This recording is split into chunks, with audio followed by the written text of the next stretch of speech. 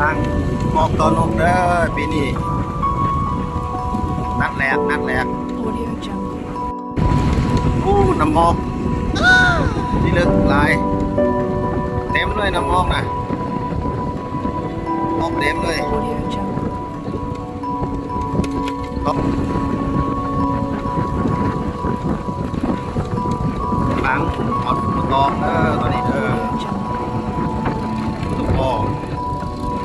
น้ำแรกน้ำพาลอยนั่งไม่ใส่เนาะนั่งไม่ใส่เลยกา เกิดเมื่อวันที่7 เดือน 7เนาะ1990เนาะสังกัดอยู่หน้าหน่วยงานตอนลงสำเร็จ FC เนาะ Audio Jungle. รู้สึกว่ามีอาการดีๆหลายโอ้น้ำพาเลยสหายนะไม่ใส่ Audio Jungle. ลองน้องนี่เนาะมันจะเป็นจะไร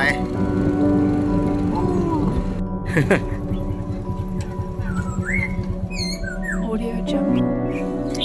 มาหอดบังให้กำลังจะเดินทางออกไปป่าแดดออกแล้วโอ้ไปหอดปลาสัมโอ้กินนกนี่ทีมงานเด้อนี่เด้อทีมงานตอนนกบุญมี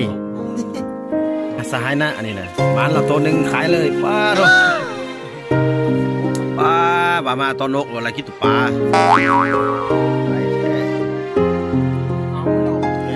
เบิ่งของพัวเนี่ยกินลงเฟซบุ๊กอาทิตย์หน้านี่เนี่ยลงยูทูบเขาเลยหีมันนี่อาจารย์นกเขาอันนี้นี่อาจารย์น่ะนะสาวนี่อาจารย์นกหวานนะ2 คนมากินข้าวโอ้แซ่บกินข้าวปลา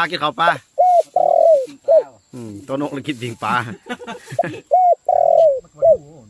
มาแล้ว